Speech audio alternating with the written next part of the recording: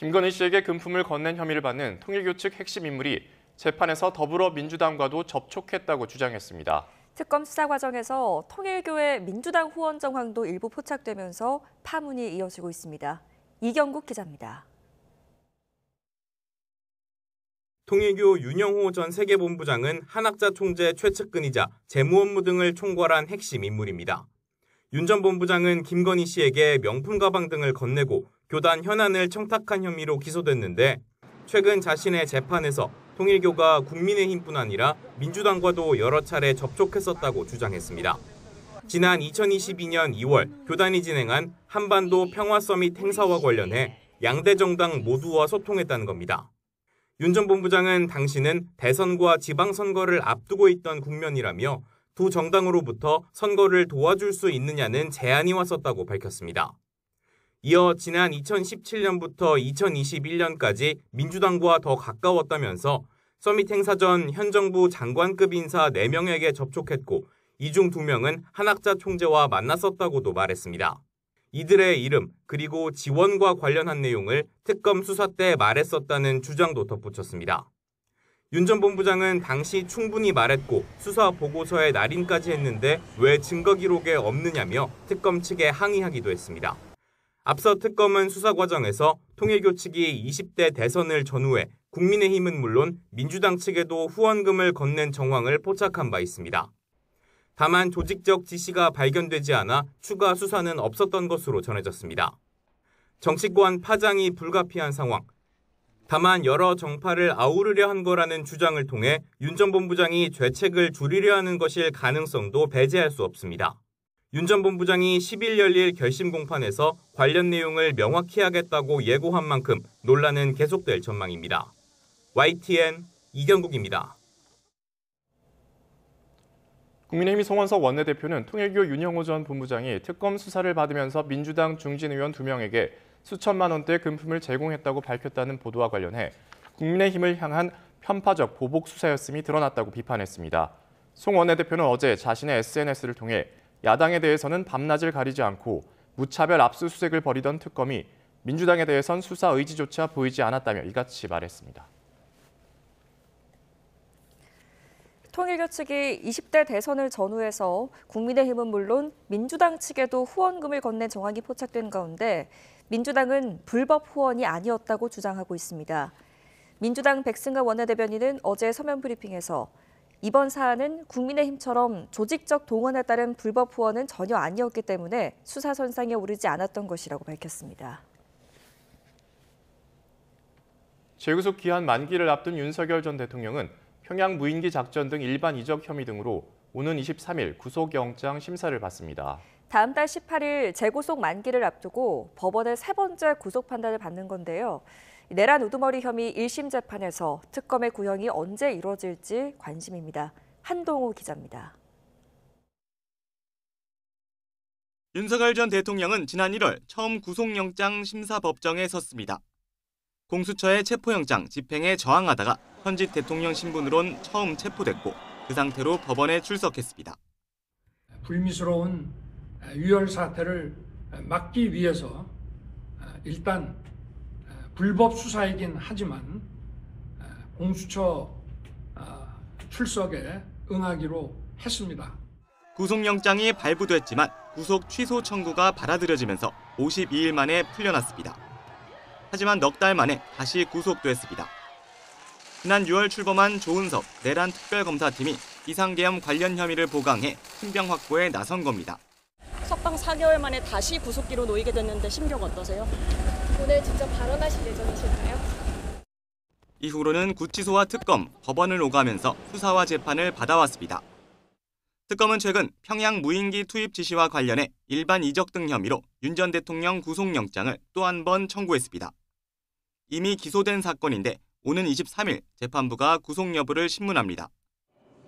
윤 전 대통령 재구속 기한은 다음 달 18일, 이때까지 내란 우두머리 혐의 사건 1심 판결이 나오지 않으면 석방됩니다. 이에 대비해 특검이 윤 전 대통령 신병을 계속 묶어두려는 시도로 풀이됩니다.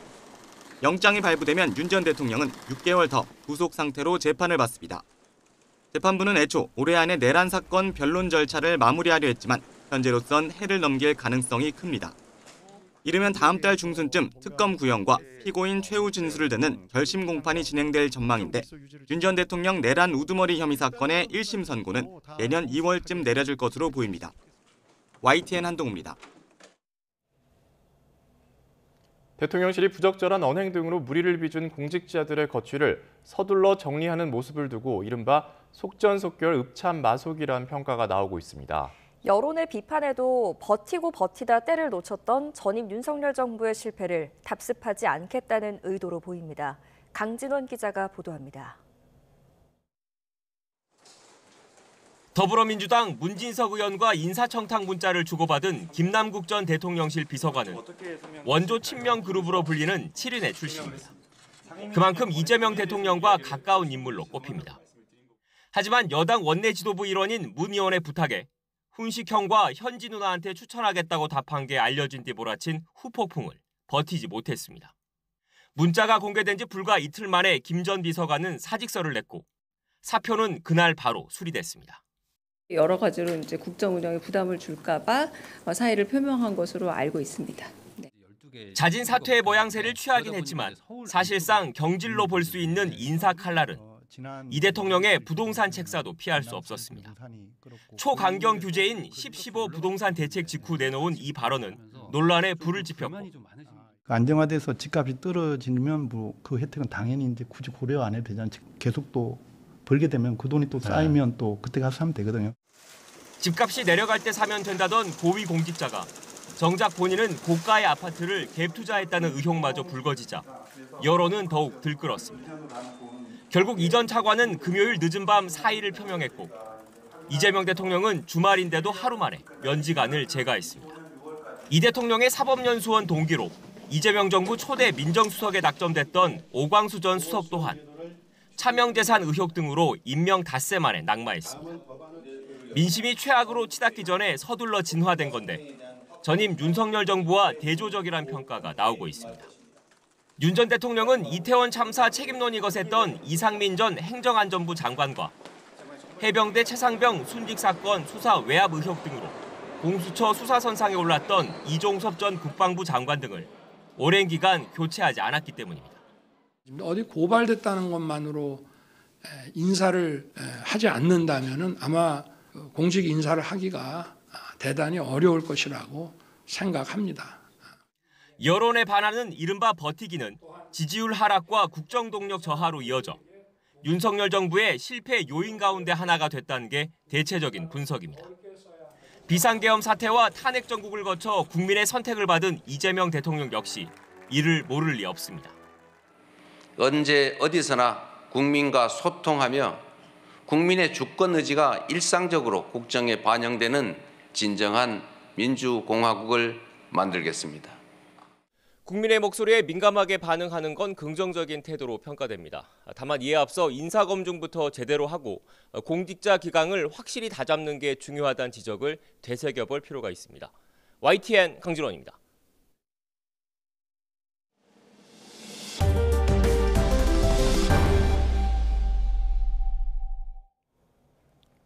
미국과 중국이 최근 각자 발표한 주요 안보 문서에서 이전과 달리 한반도 비핵화를 목표로 언급하지 않으면서 그 배경에 관심이 쏠리고 있습니다. 미국과 중국은 북한이 비핵화 협상에 나서도록 유도하는데 큰 영향력을 행사할 수 있는 만큼 한반도 비핵화에 대한 양국의 의지나 태도 변화를 반영하는 게 아니냐는 관측이 제기되고 있습니다. 트럼프 행정부가 공개한 국가안보 전략, 이른바 NSS는 전임 조 바이든 행정부, 트럼프 1기 행정부 때 발표한 NSS와 달리 한반도 비핵화를 전혀 언급하지 않았습니다. 이런 가운데 중국이 지난달 27일 발표한 신시대 중국의 군비 통제, 군축, 비확산이라는 제목의 백서에서도 한반도 비핵화를 지지한다는 문구가 생략돼 그 배경에 관심이 쏠리고 있습니다. 최근 이재명 대통령의 외신 기자회견을 계기로 북한에 억류된 우리 국민 문제가 다시 수면 위로 떠올랐습니다. 정부는 문제 해결의 시급성을 인식하고 있다며 북한과 대화로 해결하겠다는 입장인데 북한이 호응하고 나설지는 미지수입니다. 이종원 기자가 보도합니다. 처음 듣는 얘기인데 안보실장님이 한번 얘기 한번 해보세요. 한국 국민이 잡혀 있다는 게 맞아요? 외신 기자회견에서 나온 이재명 대통령의 답변은 북한에 억류된 우리 국민 문제를 다시 수면 위로 올려놨습니다. 최장기 억류자는 2013년 10월 북중 접경 지역에서 인도 지원을 하다 붙잡힌 김정욱 선교사로 이듬해 북한에서 국가전복 음모죄 등으로 무기노동 교화형을 선고받았습니다. 저는 북의 기독교 나라를 세우려면 현 정권과 정치 체제를 붕괴시켜야 한다고 생각하면서 국정원의 도움을 받고 각각 2014년 10월과 2014년 12월엔 김국기, 최충길 선교사가 또 붙잡혔는데 북한은 단 한 차례 기자회견을 끝으로 10년 넘게 생사조차 알리지 않고 있습니다. 탈북민 출신 3명을 더하면 최소 6명의 우리 국민이 북한에 억류된 상태로 지난 정부에선 기회가 있을 때마다 석방 촉구 성명을 발표했습니다. 불법적으로 억류 구금하고 있는 우리 국민들을 즉각적이고 무조건적으로 석방할 것을 강력히 촉구합니다. 최근 통일부는 문재인 정부 당시에도 2018년 남북 고위급 회담에서 억류자 문제를 제기했고 북측 단장이던 리성건으로부터 철저히 검토하고 있다는 답변을 들었던 사실도 공개했습니다. 그러나 북한은 미국이나 일본 등과는 달리 유독 남측 억류자 문제에 대해선 사실상 무대응, 무시 전략으로 일관하고 있습니다. 체제 대결 관점에서 보는 남북관계, 또 국제관계 개선이라는 북일 북미관계 이런 관점을 적용하기 때문에 억류자 문제에 대한 한미일에 대한 북한의 태도가 다르다 이렇게 볼 수 있죠. 정부는 대통령 기자회견 다음 날 억류자 문제 해결의 시급성을 인식하고 있다며 북한과 대화를 통해 문제를 해결하기 위해 노력하고 있다고 밝혔습니다. 그러나 두 국가를 내세워 남북 간 단절의 벽을 더 높인 북한은 비전향 장기수를 돌려보내겠다는 우리 방침에도 호응이 없는 상태입니다. YTN 이종원입니다. 캄보디아 내 한국인 범죄 피해를 막기 위해 꾸려진 코리아 전담반이 출범 한 달도 안 돼 성과를 내고 있습니다. 캄보디아 당국의 협조 속에 범죄 단체 소탕에 나서고 있는데요. 문제는 스캠 범죄 단체 등이 단속을 피해서 이미 베트남과 같은 주변 국가로 흩어져서 활동하고 있다는 겁니다. 홍선기 기자가 보도합니다. 캄보디아 현지 경찰이 범죄 단체 근거지를 급습해 휴대전화와 태블릿을 무더기로 압수합니다. 한국인 사기범들이 국내 소상공인들을 상대로 이른바 노쇼 사기 행각을 벌인 곳입니다. 캄보디아 내 한국인 관련 범죄 대응을 위해 만들어진 코리아 전담반이 출범 한 달도 되지 않아 성과를 내기 시작했습니다. 최근에는 한국인 대학생을 감금 폭행해 숨지게 한 일당의 주범이 석 달여 만에 한국과 캄보디아 공조로 검거되기도 했습니다. 코리아 전담반 출범 이후 캄보디아 경찰도 한국인 관련 신고에 적극 대응하고 있는 것으로 전해졌습니다. Their well-being and concern is our priority. 이처럼 캄보디아 내의 한국인 범죄 피해 대응은 어느 정도 자리를 잡아가고 있지만 문제는 주변 국가들입니다. 캄보디아 내 범죄 단체들은 스캠 범죄 심각성이 드러나기 시작할 때부터 이미 베트남과 라오스 등 주변 국가로 이동을 시작했습니다. 지난 10월에는 캄보디아와 인접한 베트남 국경 지역에서 한국인 여성이 숨진 채 발견됐고 지난달에는 베트남 번화가에서 한국인 남성의 시신이 담긴 가방이 발견됐습니다. 피해자들은 모두 스캠 범죄와 관련이 있는 것으로 전해졌습니다. 이러한 상황들을 지켜봤을 때 온라인 스캠 사건이 많은 지역으로 번지고 있는 것을 확인할 수가 있습니다. 정부는 해당 국가들과도 공조를 강화한다는 방침이지만 복잡한 사법 공조 절차가 빠르게 이동하는 범죄 단체들을 따라잡기에는 역부족이라는 지적이 많습니다. YTN 홍성기입니다. LG U+의 AI 서비스인 익시오 고객 36명의 통화 정보가 유출된 것으로 확인됐습니다. LG U+는 최근 익시오 서비스의 운영 개선 작업 과정에서 설정 오류로 고객 36명의 일부 통화 정보가 다른 이용자 101명에게 일시적으로 노출되는 현상이 발생했다고 밝혔습니다. 노출된 통화 정보는 통화 상대방의 전화번호와 통화 시각, 그리고 통화 내용 요약 등입니다. LG U+는 이번에 유출된 정보에는 주민등록번호와 여권번호 등 고유 식별번호와 금융정보는 포함되지 않았다고 설명했습니다. 대규모 정보 유출 사고가 발생한 쿠팡 회사는 올해에만 야간 근무자와 택배 노동자 등 모두 8명이 숨졌습니다. 기업 성장에만 치중하느라 정작 내실은 다지지 못한 게 아니냐는 지적이 나옵니다. 양동훈 기자가 보도합니다.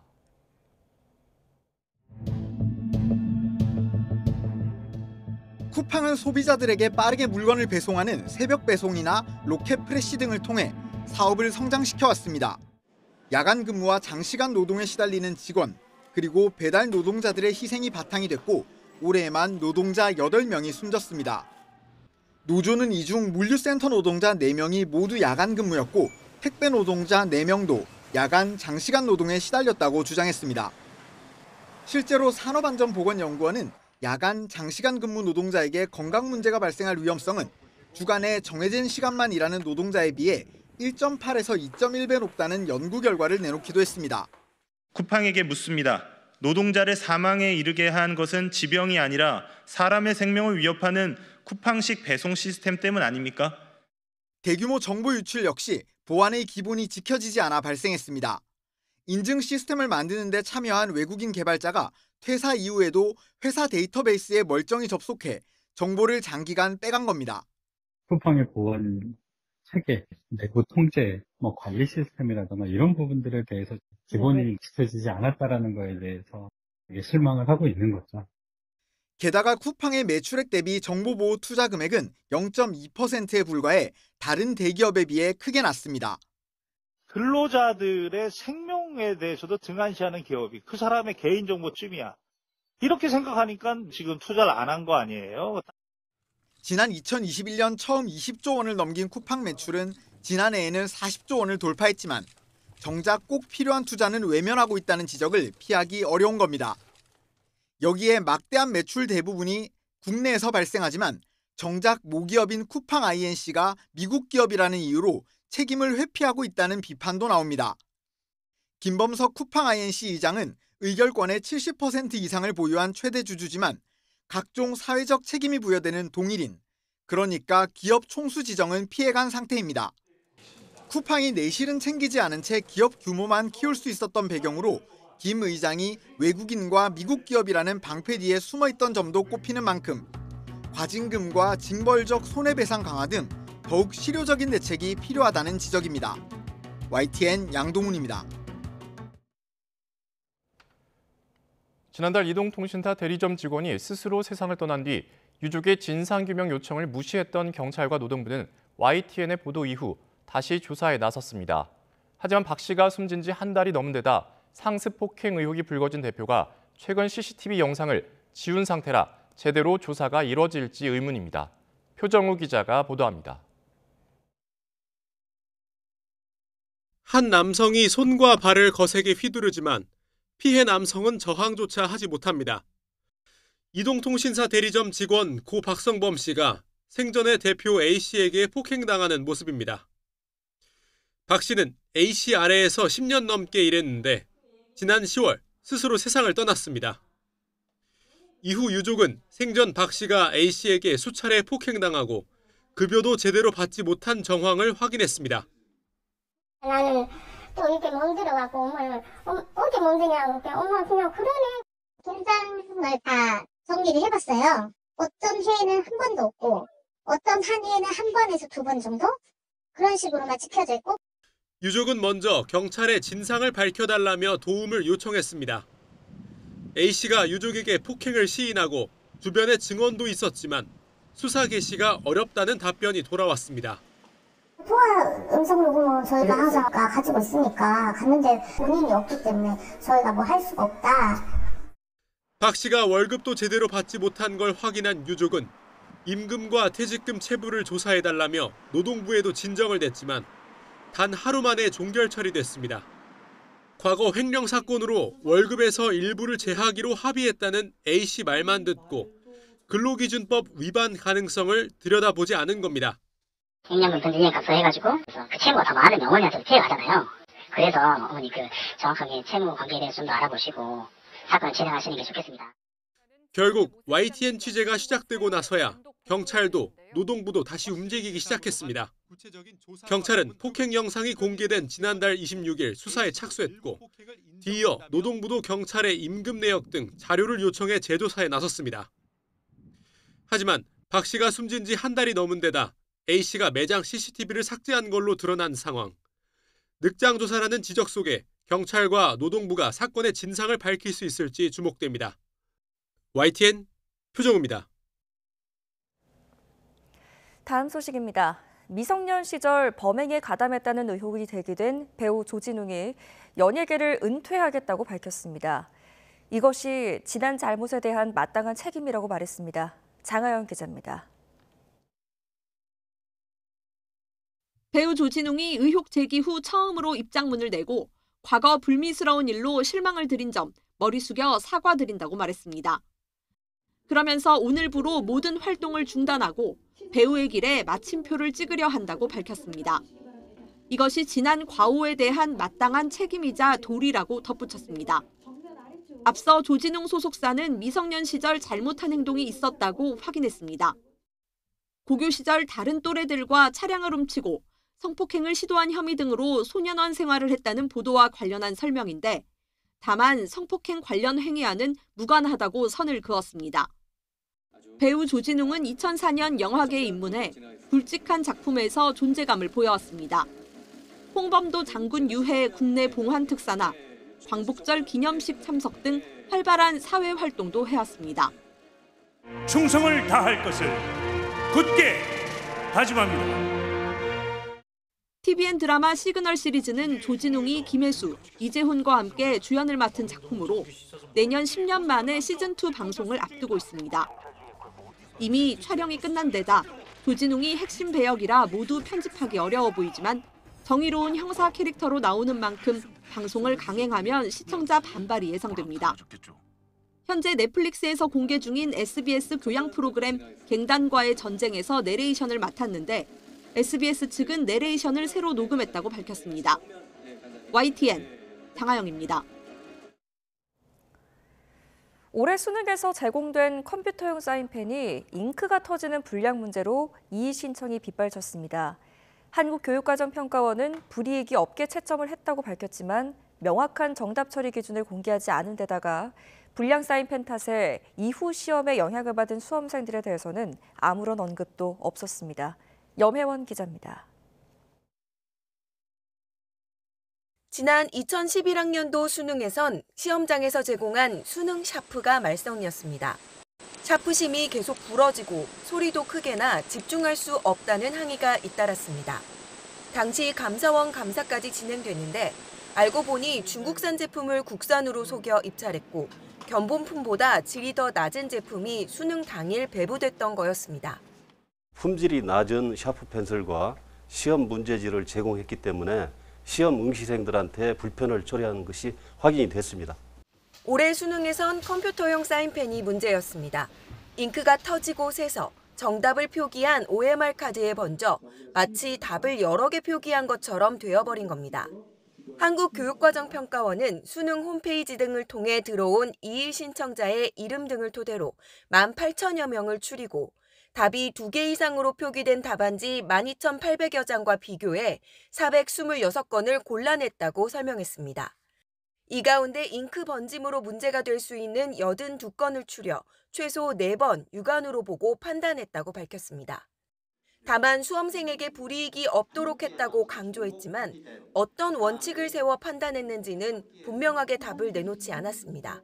어느 건은 정답으로 처리하고 어느 건은 정답으로 처리 안 했다라는 부분들을 사안이 다양하게 있는 상황에서 그것들을 이 자리에서 논의하는 것은 적절치 않다라고 생각을 합니다.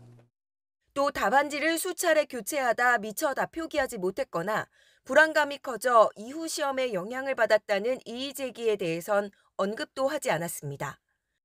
지난 2005학년도 수능에서 대규모 부정행위가 발생한 뒤 정부는 공정성 확보를 위해 수험생들의 필기구를 통제하고 있습니다. 하지만 이번 불량 사인펜은 특정 지역에 특정 회사 제품을 쓴 수험생만 피해를 본 셈이어서 역설적으로 어느 때보다도 공정하지 않은 결과를 낳게 됐습니다. YTN 염혜원입니다. 눈이 한 번 오면 그늘과 골목에 녹은 눈이 얼어붙어서 빙판길이 생깁니다. 미끄러져서 다치기 참 쉬운데요. 겨울철 낙상 사고는 후유증이 더 커서 근력이 약한 고령층은 더 주의가 필요합니다. 이문석 기자입니다. 눈이 얼어붙은 도로 위, 시민들이 조심조심 움직입니다. 조금만 발을 헛디뎌도 미끄러져 다치기 십상입니다. 발을 좀 팔자로 해서 이제 중심을 조금 낮춰 걸으려 하거든요.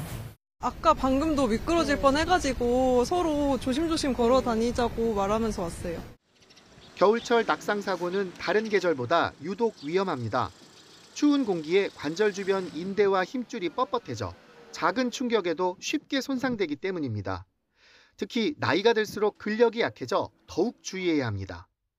질병관리청 국가손상정보포털 자료를 보면 지난해 낙상으로 응급실을 찾은 환자 2만 6천여 명 중 절반이 60대 이상이었고 해당 연령대가 입원 치료 환자의 4분의 3을 차지했습니다.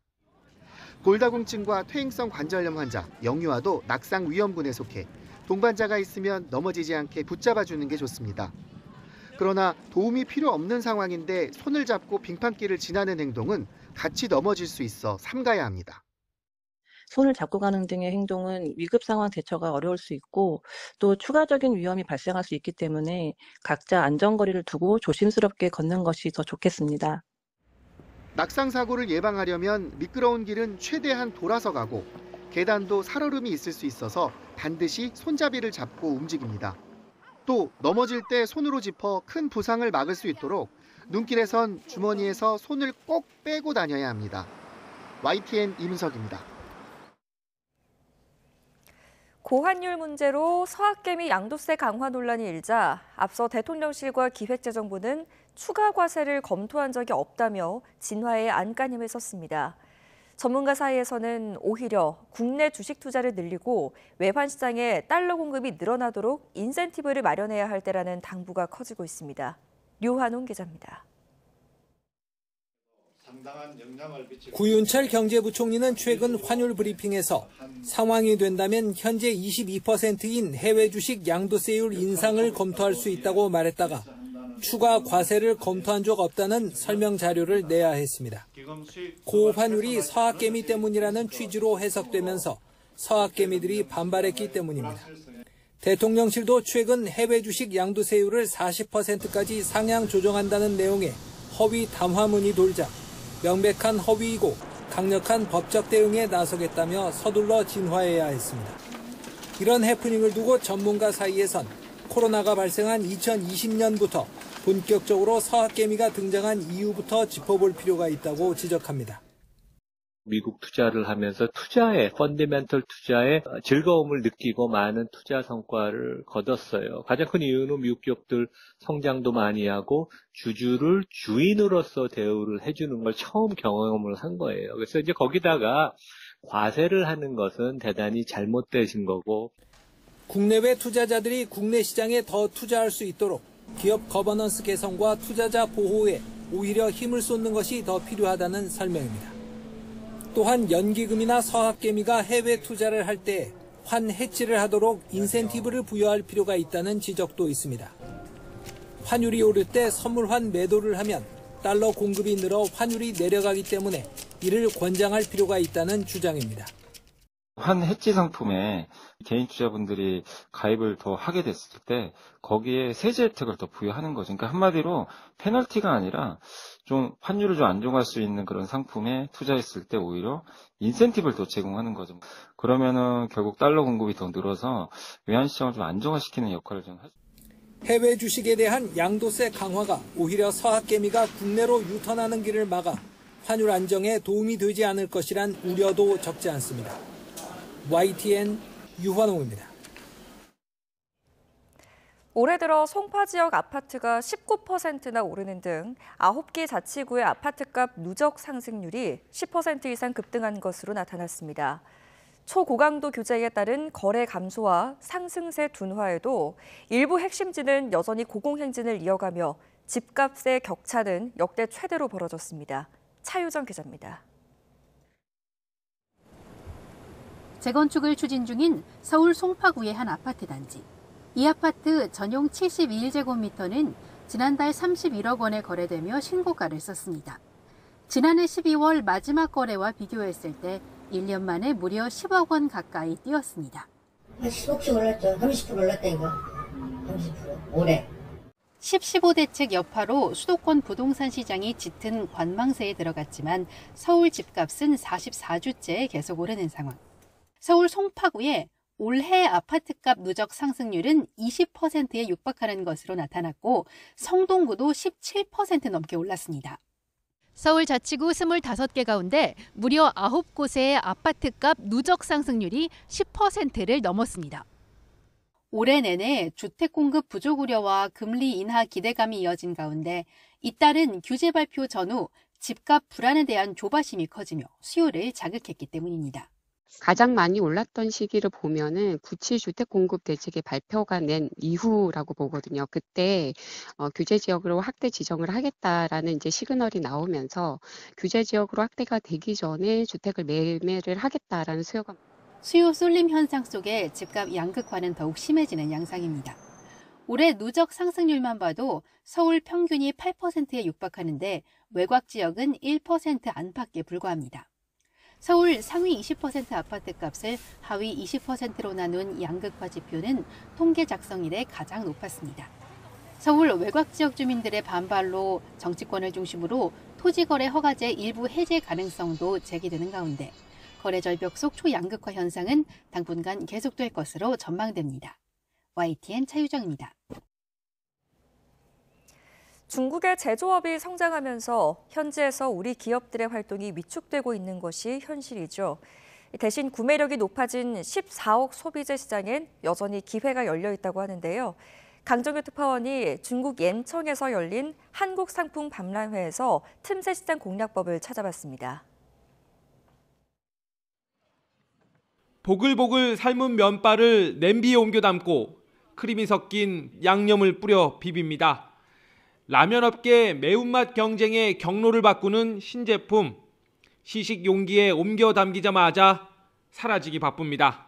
味道鲜美，不错不错。不辣吗？辣不辣？微微辣，还可以吧。 중국 옌청에서 열린 한국 상품 투자 박람회에 우리 기업 전시관 57곳 가운데 라면 부스가 가장 붐빕니다. 1년에 라면 400억 봉지를 먹는다는 중국인들. 판매되어 있는 라면을 묶음째 쓸어 담습니다.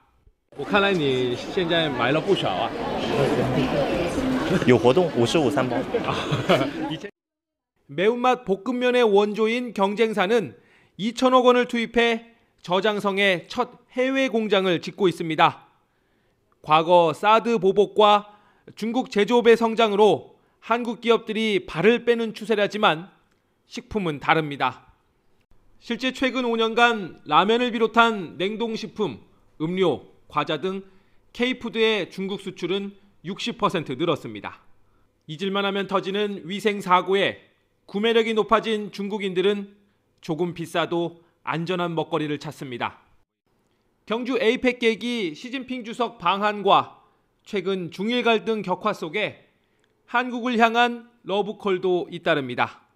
中韩自贸协定等经贸协定，加强数字贸易、跨境电商等新兴领域的合作。 일본 상품 수입 제한설까지 흘러나오자 K뷰티의 반사이익 기대감에 주가도 들썩입니다. 중국 화장품 시장 점유율은 한국 13%와 일본 19% 남짓. 이참에 역전도 가능한 격차입니다.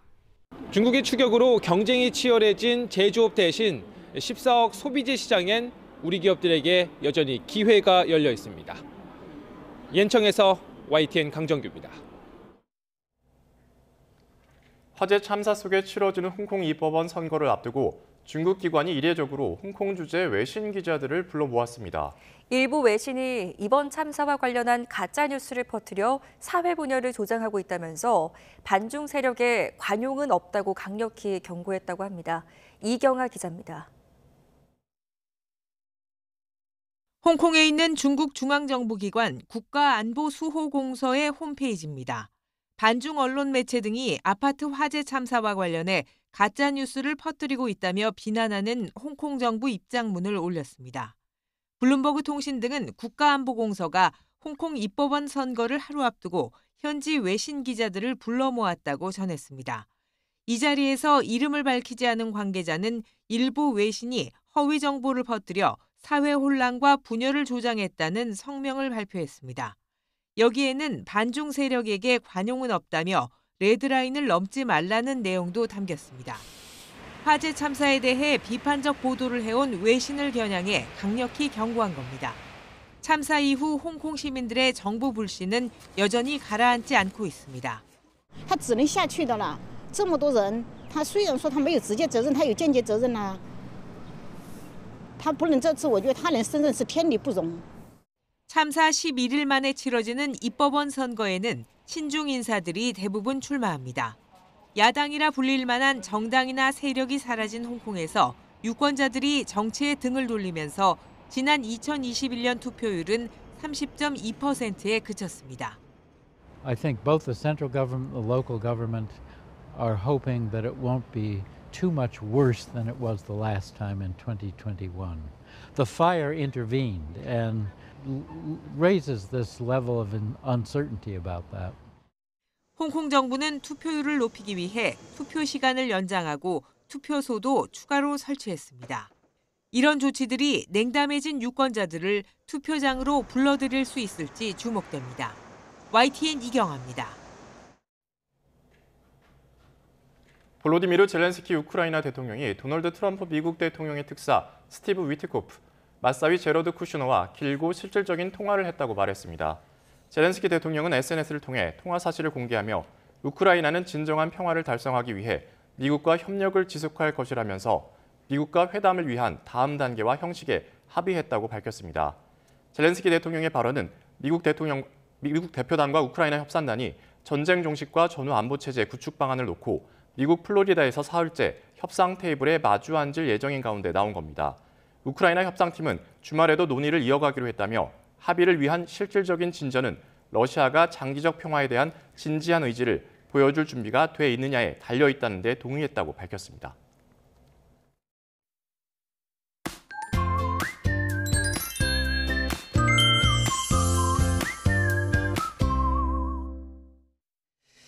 절기 대설인 오늘 중부지방에 안개가 짙습니다. 지금 양주와 포천은 100m 앞도 내다보기가 힘든데요.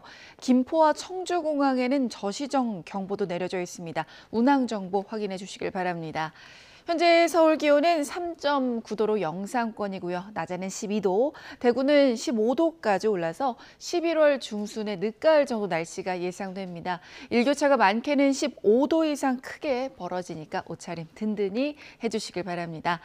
오늘 서풍을 타고 국외 미세먼지가 유입되면서 공기가 탁하겠습니다. 현재 서울과 인천, 충남과 전북은 대기질이 안 좋은데요.